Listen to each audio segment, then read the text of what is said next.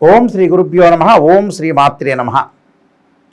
ఛాయాగ్రహాలు రాహుకేతువులు nodal points అంటారు. రాహును dragon head అని, అలానే కేతుని డ్రాగన్ టైల్ అంటారు. రాహుకేతులు పరస్పరము 180 డిగ్రీల కోణంలో ఉంటారు. రాహుకేతులు ఈ ఛాయాగ్రహాలు ఎప్పుడు కూడా మనిషి జీవితంలో పెను మార్పులకి, మనిషి జీవితంలో ఎప్పుడూ కూడా ఒక మాయలాగా, మాయా మచ్చింద్రంలాగా ఏర్పడే అవకాశాలు ఎక్కువ ఉంటాయి. అంటే అనుకోని సంఘటనలు, ఎక్స్పెక్ట్ చేయని సంఘటనలు, మనం ఊహించని సంఘటనలు ఏవైతే జరుగుతాయో ఒక మాయలాగా కమ్మే గ్రహాలు ఏమిటి అని అంటే ఆ 2 గ్రహాలు ఛాయాగ్రహాలు అంటారు. అంటే మన నీడని మనం పోల్చలేకుండా, మనకేది కూడా సిగ్నల్ రాకుండా చేసే, మన లైఫ్లో ఏదైతే రాదు అనుకున్న ప్రాబ్లం కూడా వచ్చే అవకాశాలున్న గ్రహము ఏర్పడే, అంటే మన జీవితంలో ఏర్పడే గ్రహాలు, దాని యొక్క ప్రభావాలు అనేవి రాహుకేతువులో ఏర్పడతాయి. అంటే మనం ఏం ఊహించకుండానే ఊహించకుండా మన కష్టాలు తెలియజేసే గ్రహాలు ఛాయాగ్రహాలు. అలానే సేమ్ టైం సుఖాన్ని కూడా, ఊహించని సుఖాన్ని ఇచ్చే కూడా రాహుకేతులే. ఎందుకంటే వాళ్ళ యొక్క స్థానాలను బట్టి మన ఫలితాలను ఇప్పుడు కూడా అంచనా వేయాలి. అంటే పరస్పరం 180 డిగ్రీల కోణంలో ఉంటాయి. అయితే ప్రత్యేకంగా దీంతో కాలసర్పదోషమని, సర్పదోషాలు, రాహుతో ఏర్పడే గురుచండాలయోగ దోషాలు ఏర్పడుతుంటాయి. అంటే ధనపరంగా ఇబ్బందులు, జీవితంలో పైకి వెళ్ళలేకపోవటం, రాహుకేతుల మధ్యలో మిగతా గ్రహాలన్నీ కూడా బంధించబడి ఉంటే దాన్ని కాలసర్పదోషం అంటారు. అనంత, కుళిక, శంఖపాల, తక్షక, కర్కోటక, విషక్త, పద్మ, మహాపద్మ ఇలాంటి 12 సర్పదోషాలనే ఉంటాయి. అంటే 12 కాలసర్పయోగ దోషాలు అంటారు. రాహు అగ్రభాగంలో ఉంటే, కేతు అధోభాగంలో ఉంటే సవ్యకాల సర్పదోషమని, అలానే కేతు పైన ఉండి అగ్రభాగంలో ఉండి అధోభాగంలో రాహు ఉంటే అపసవ్యకాల సర్పదోషాలని, దానిలో దృశ్యగోళార్ధ కాలసర్పయోగ దోషము, అదృశ్యగోళార్ధ కాలసర్పదోషము, అలానే అన్యదృశ్య గోళార్ధ కాలసర్పయోగము, ఇలాంటి కాలసర్పయోగ దోషాలు ఉంటాయి. కాలసర్పయోగం వేరు, సర్పదోషం వేరు. పంచమంలో రాహు ఉన్నా, కేతు ఉన్నా, పంచమంలో శని ఉన్నా, కుజుడున్నా దాన్ని సర్పదోషం అంటారు. పంచమ భావాధిపత్యో కానీ, పంచమ రాస్యాధిపత్యో కానీ, రాహు కానీ, కేతువు కానీ, శని కానీ, కుజుడు కానీ కంజంక్షన్ అయినా, లేకపోతే వాళ్ళ యొక్క ఆయా గ్రహాల యొక్క దృష్టి ఉన్నా కూడా సర్పదోషం ఏర్పడుతుంది అని అర్థం. అందులో కాలసర్పదోషం ఎక్కువగా ఉండటం, సర్పదోషానికి పవర్ తక్కువగా ఉంటుంది. అంటే సర్పదోషం యొక్క ప్రభావం మానవుడి మీద ఒక 65% పడితే, కాలసర్పయోగ దోషం అనేది 95% పడుతుంటుంది.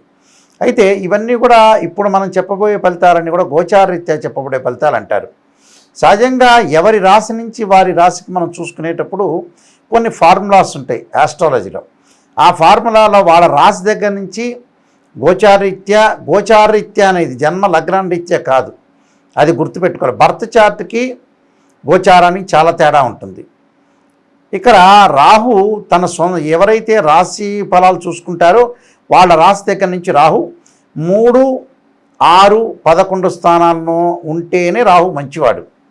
మిగతా స్థానాల్లో మిశ్రమ ఫలితాలు, చెడు ఫలితాలు ఇచ్చే అవకాశం ఉంటుంది. అలానే కేతువు దగ్గరికి వచ్చేటప్పుడు 3, 6, 11 కేతువు కూడా. కానీ కొన్ని శాస్త్ర గ్రంథాల్లో కేతువు కూడా 10వ స్థానంలో ఉంటే కొంత మిశ్రమైన మంచి సుఫలితాలు జరిగే అవకాశాలు ఉంటాయి. అందువల్ల ఇవన్నీ కూడా గమనించాలి. అసలు బర్త్ చార్ట్కి గోచారానికి చాలా డిఫరెన్స్ ఉంటుంది. బర్త్ చార్ట్ అంటే ఒక చెట్టు కింద ఉండే వేళ్ళు, ఆ వేళ్ళు అలా కాండం వస్తుంది, ఆ కాండానికి కొమ్మలు ఉంటాయి, ఆ కొమ్మల దగ్గర ఆకులు ఉంటాయి. ఆకులు ఏం చేస్తాయి, మనకి సహజంగా రైన్ సీజన్లో వస్తాయి, వింటర్ సీజన్లో అలా ఉంటాయి, సమ్మర్ సీజన్లో కింద పడిపోతుంటాయి. అంటే ఏదైతే ఆకులు వస్తూ ఉంటాయి మళ్ళీ కింద పడుతూ ఉంటాయి, అదే గోచారం. అంటే గ్రహాలు ఒక రాశి నుంచి మరో రాశికి మారుతూ ఉంటారు. సహజంగా రాహుకేతువులు ఒక రాశిలో మరి 18 నెలల పాటు ఉంటాడు. అంటే వక్రగతిలోనే ఉంటాడు. మిగతా గ్రహాలన్నీ కూడా రుజుమార్గంలో ఉంటాయి, వాళ్ళ యొక్క సమయాన్ని బట్టి వక్రగతిలోకి వెళ్తారు. అంటే డైరెక్ట్ రిట్రోగ్రేడ్ అంటారు. ఇవి ఎప్పుడూ కూడా ఆల్వేస్ రిట్రోగ్రేడ్లోనే ఉంటాయి రాహుకేతులు. అందువల్ల ఈ రాహుకేతుల్ని వక్రగ్రహాలు అంటారు. అంటే రిట్రోగ్రేడ్ ప్లానెట్స్ అంటారు, డైరెక్ట్ ప్లానెట్స్ కావని అర్థం. ప్రస్తుతం ఇప్పుడు వచ్చేటప్పటికల్లా మనకి నవంబరు 23 నుంచి మనకి 2026 ఆగస్టు 2వ తారీఖు వరకు కూడా సుమారుగా 252 రోజుల పాటు రాహువు శతభిష నక్షత్రంలో ఉంటాడు.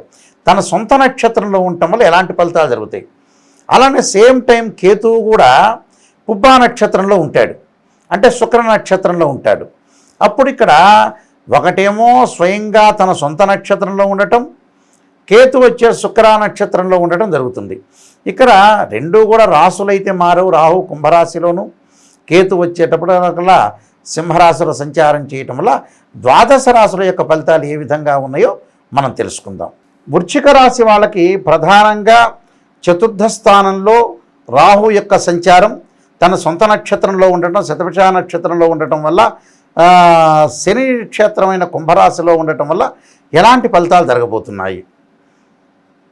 ఇక్కడ చతుర్థ స్థానంలో ఉండటం వల్ల తల్లి యొక్క ఆరోగ్య విషయంలో కొంత శ్రద్ధ పెట్టాలి.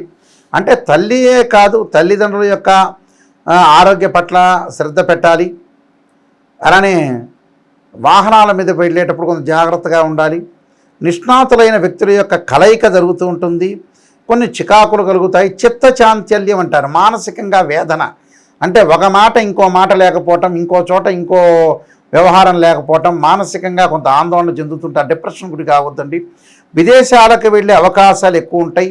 అలానే అబ్డామెన్ సంబంధించిన నొప్పులు, వాత రోగాలు కలగకుండా చూసుకోండి. అలానే కాళ్ళు చేతుల విషయంలో కూడా కొంత జాగ్రత్తగా ఉండండి. జంతువుల వల్ల కొంత భయము, స్థిరాస్తుల వల్ల కొంత ధనలాభం కలగటం ఒకటి, క్రయ విక్రయాల వల్ల కూడా మంచి లాభం కలిగే అవకాశాలు ఎక్కువ ఉంటాయి. ప్రయాణాల యందు కొంత విఘ్నాలు, ఆలస్యాలు, విఘ్నములు కలగటం, ఆలస్యం జరిగే అవకాశాలు ఎక్కువ ఉంటాయి. అయితే ఫైనాన్షియల్ పరంగా డెవలప్మెంట్ అనేది ఉంటుంది. ఫైనాన్షియల్ పరంగా ఇబ్బంది కాదు. వివాహ శుభ కార్యక్రమాల్లో పాల్గొంటారు. వివాహాల్లో ముందుకు వెళ్ళే అవకాశాలు ఎక్కువ ఉంటాయి. ప్రేమించిన యువతి యువకులు కూడా వివాహం చేసుకునే అవకాశాలు ఎక్కువగా ఉంటాయి. శుభ కార్యక్రమాల నిర్వహణ, విదేశాలకు వెళ్ళే అవకాశాలు కూడా మెండుగా ఉంటాయి. విదేశాలకు వెళ్తారు, అధిక ప్రయాణాలు చేస్తారు, ప్రతి చోట ముందుకు వెళ్తారు. వాళ్ళ వల్ల మంచి లాభాలు కలిగే అవకాశాలు ఎక్కువ ఉంటాయి. నిష్ణాతుల యొక్క వ్యక్తుల యొక్క కలయిక కూడా ఉంటుంది. కాబట్టి రాహు వల్ల ఎలాంటి నష్టం జరుగుతుంది అంటే తల్లిదండ్రుల యొక్క ఆరోగ్య విషయంలో శ్రద్ధ పెట్టాలి. వాహనాల మీద వెళ్ళేటప్పుడు జాగ్రత్త ఉండాలి. అంటే ఈ రెండు విషయాల్లో కొద్దిగా జాగ్రత్తగా ఉంటే మిగతావన్నీ కూడా మీకు మంచి జరిగే అవకాశాలు ఉంటాయి. కడుపులు అంటే అబ్డామెన్ సంబంధించిన విషయాల్లో కానీ, గ్యాస్ట్రబుల్ సంబంధించిన విషయాల్లో కానీ, అలానే అల్సర్ సంబంధించిన విషయాల్లో కొంత జాగ్రత్త ఉండాలి. అంటే తిండి దగ్గర మటుకు కొద్దిగా జాగ్రత్తగా ఆలోచన చేసి ముందుకు వెళ్ళాలి. అంటే మనకు పడని తిండి ఏదైతే ఉంటుందో అలాంటివి తినకూడదండి. అంటే రాహు యొక్క ప్రభావం కూడా అలా ఉంటుంది. ఏదో రకంగా మనం తినాలనిపిస్తూ ఉంటుంది. అంటే మనకు ఒకటి ఇష్టం లేదు, ఆ ఇష్టం లేనిది కూడా తినాలనిపిస్తుంటుంది. అలాంటప్పుడు ఏంటంటే అవి తినొద్దండి. ఇష్టం ఉన్నా లేకపోయినా మీ శరీరానికి ఆరోగ్యపరంగా ఇబ్బందులు కలిగే ఏదైతే ఐటమ్స్ అనేవి ఉంటాయో ఆ ఐటమ్స్ని అవాయిడ్ చేయండి. అలానే ప్రణాళికాబద్ధంగా రూపొందించుకొని ముందుకు వెళ్ళండి. లైఫ్ను ఎన్హాన్స్ చేసుకోండి. ఇలాంటి విషయాల్లో కొంత శ్రద్ధ పెట్టాలి. నేను కొన్ని పరిహారాలు చెప్పబోతున్నా, ఆ పరిహారాలు మీరు పాటించండి. మీకు మంచి జరిగే అవకాశాలు ఖచ్చితంగా ఉంటాయి. కొన్ని ప్రత్యేకంగా మనం రెమెడీస్ చేసుకోవటం అనేది చాలా మంచిది. ఈ రాహు యొక్క ప్రభావం వల్ల మనకి ఇంకా మరికొంత మంచి జరగాలన్నా, చెడు ఫలితాలన్నీ కూడా పోవాలన్నా కూడా, ఎందుకంటే బర్త్ చార్ట్ అనుసరించి చాలామందికి కూడా కొంతమందికి రాహు మార్గదశ కలిసి వస్తుంది. వేరే దశలు అంతర్దశల్లో కూడా మనకి అంతర్దశలు రాహు వచ్చినా కూడా కొంతమందికి అనుకూలంగా లేకపోవడం జరుగుతుంటుంది. కొంతమందికి రాహు మార్గదశ కలిసి రావటం, కలిసి రాలేకపోవటం. మిగతా రవి మహర్దశ, చంద్ర మహర్దశ, కుజ మహర్దశ, మిగతా శుక్ర గురు మహర్దశ, బుధ మహర్దశల్లో కూడా అంతర్దశలు వస్తుంటాయి. రాహు యొక్క అంతర్దశలు, ఆ అంతర్దశల్లో కూడా వాళ్ళకి ఎఫెక్ట్ కావటం ఒకటి.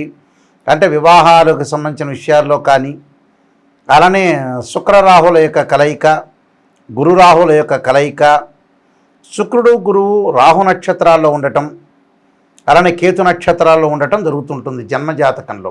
సహజంగా శుక్రుడు అశ్విని, మఖ, మూల, అలానే ఆరుద్ర, స్వాతి, శతభిష నక్షత్రాల్లో ఉండకూడదు. శుక్రుడు రాహుతో కానీ కేతువు కానీ కంజంక్షన్ కాకూడదు.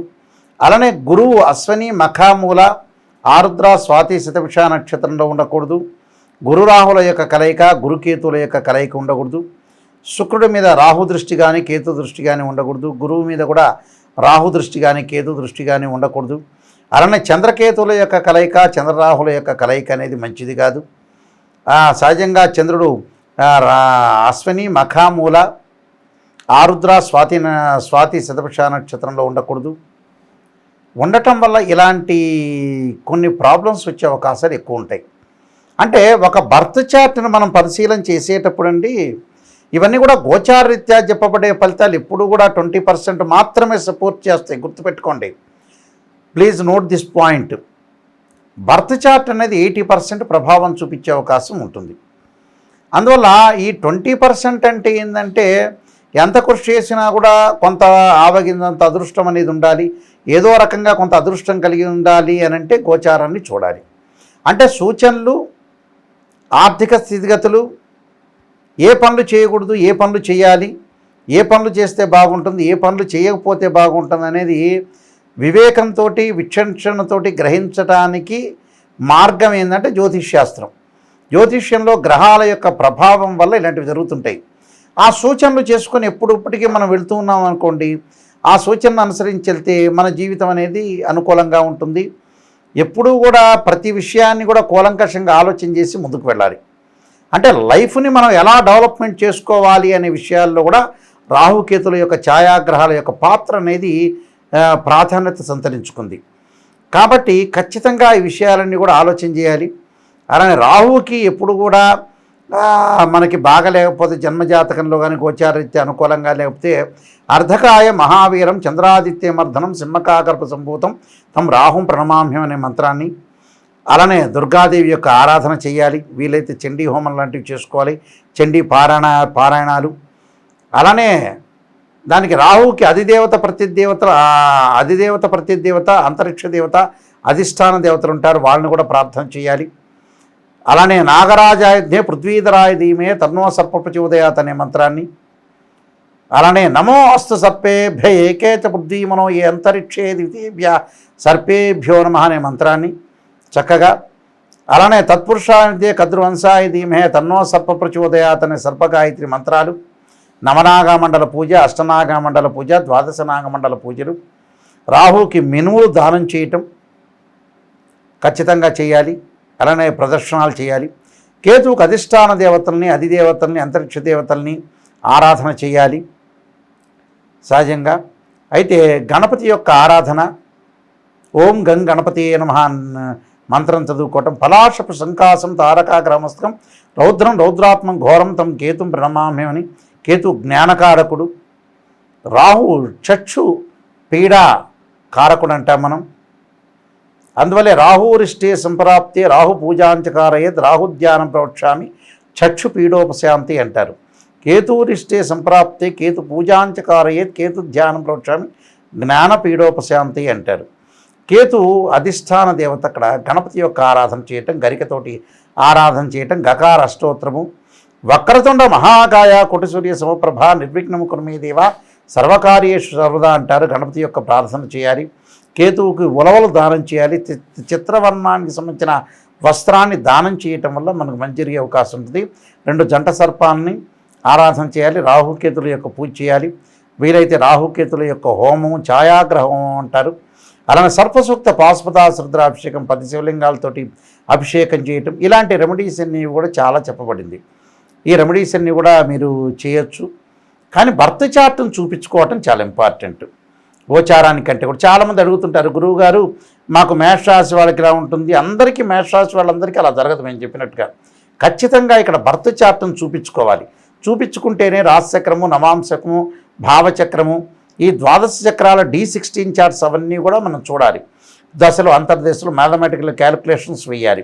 ఇలా వేస్తేనే మనకి నిజంగా తెలుసు. బర్త్ చార్ట్ని, గోచారాన్ని క్లబ్ చేసి చెప్తాం. అదొకటి. మీరు ముఖ్యంగా మా వెబ్సైట్ని చూడండి, www.nayakanti.com, nayakanti.in చూడండి. నేను నెంబర్ ఆఫ్ ఆస్ట్రాలజీ బుక్స్ రాశాను. ఈ రాహుకేతుల మీదనే కాలసర్పయోగము, కాలసర్పయోగ చంద్రిక, రాహుకేతువులు, ఛాయాగ్రహాలనే 4 పుస్తకాలు రాశాను. ఇవి మా దగ్గర లభిస్తాయి, తీసుకోవచ్చు. అలానే రాజమండ్రి మోహన్ పబ్లికేషను, కోటగుమ్మం వాళ్ళ దగ్గర కూడా ఈ పుస్తకాలను లభిస్తాయి. నేను నెంబర్ ఆఫ్ ఆస్ట్రాలజీ బుక్స్ రాశాను. స్వప్నశాస్త్ర పరదీపిక, సర్వదేవతా గోత్రపులు పార్ట్ 1, పార్ట్ 2, అలానే జాతక చంద్రిక, వివాహ మార్తాండము, ఇలాంటి బృహత్ పరిహార సింధు, అలానే నవగ్రహ స్తోత్రాలకి పారాయణం చేయటం, ఇలాంటి ఇంగ్లీషు తెలుగు సంబంధించిన చాలా గ్రంథాలన్నీ కూడా నేను రాశాను. మీరు తప్పకుండా ఏదైతే ఈ గ్రంథాలు తెప్పించుకోండి. జాతక విశ్లేషణ మటుకు ఖచ్చితంగా మీరు కింద నెంబర్ కనపడుతుంది, ఆ నెంబర్కి ఫోన్ చేసి మీరు అన్ని విషయాలు కూడా తెలుసుకోవచ్చు. కానీ మా దగ్గరకు వచ్చేవాళ్ళు ఎవరైనా సరే నిజాన్ని తెలుసుకోవడానికి మాత్రమే మాకు కాల్ చేయండి. చాలామంది కూడా ఈ మధ్యన జ్యోతిష్యులు ఏం చేస్తున్నారు, పొగుడుతున్నారు. కన్సల్టింగ్ ఫీజు ఇచ్చారని పొగిడితే లాభం ఎందుకు? మా దగ్గరికి రావాల్సిన అవసరం లేదు. నిజం చెప్పాలంటే ఎవరో పక్కన వాళ్ళని చేస్తే మనం పొగిడించుకోవచ్చు. నిజాన్ని తెలుసుకోవాలి. డబ్బు దేనికి ఖర్చు పెడుతున్నామో తెలుసుకోవాలి. నిజాన్ని తెలుసుకుంటే మన జీవితం అనేది మనం ఎప్పుడూ కూడా నిజంగా మోసం చేసుకోకూడదు. మోసం చేసుకుంటే మనం తప్పులో పడినట్టు అవుతాం. కాబట్టి జాతకాన్ని చెప్పించుకునే వాళ్ళు ఎవరైనా సరే మా దగ్గరికి వచ్చేవాళ్ళు సీరియస్గా ఆలోచన చేసి నిజంగా మా జీవితం బాగుపడాలి, మనం తెలుసుకోవాలి, కర్మ సిద్ధాంతాన్ని కూడా తెలుసుకోవాలి, జాతకాన్ని మనం బాగు చేసుకోవాలి, దాన్ని ప్రత్యేకంగా కరెక్ట్గా రెమెడీస్ చేసుకునే వ్యక్తులు మాత్రమే రండి. ఎందుకంటే ఉప్పు దీపం పెట్టడము, ఎదుటి వాళ్ళ ఇంటికి వెళ్ళి కొబ్బరికాయ కొట్టడము, అలానే నిమ్మకాయ తీసి పక్కన పడేయటము, ఇలాంటివన్నీ కూడా నార్త్ ఇండియాలో ఉండే ఏదైతే లాల్ కితాబు సంబంధించిన చిన్న చిన్న రెమెడీసు కానీ వాస్తవంగా వేదాల్లో ఋగ్వేదంలో కానీ యజుర్వేదంలో కానీ సామవేదంలో కానీ అధర్వణ వేదంలో కానీ ఎక్కడా కూడా యజ్ఞయాగాది క్రతువులు పర్టికులర్గా శ్లోకాలు మంత్రాలు వాట్లకే చెప్పారు. కానీ ఉప్పు దీపాలు పెట్టండి, ఈ నూనె ఇక్కడ పోయండి, ఈ నూనె ఇక్కడ పోస్తే బాగుంటుంది, ఈ చెట్టు తీసుకొచ్చి ఈశాన్యంలో పెట్టండి, నైరుతిలో పెట్టండి అనే ఫూలిష్నెస్ మాటలు మటుకు వినొద్దండి. ప్రత్యేకంగా జాతకాన్ని నిజంగా చూపించుకోండి. మా దగ్గరికి ఎవరైనా సరే కాంటాక్ట్ చేసిన వాళ్ళు ఎవరైనా సరే ఫోన్ లైన్లో తప్పకుండా వాయిస్ రికార్డింగ్ పెట్టుకోండి. వాయిస్ రికార్డింగ్ పెట్టుకుంటే మళ్ళీ మీరు రిపీట్గా వినే అవకాశాలు ఖచ్చితంగా ఉంటాయి. మీ అందరికీ కూడా మంచి జరగాలని ఆశిస్తూ సర్వే జనా సుఖినో భవంతు.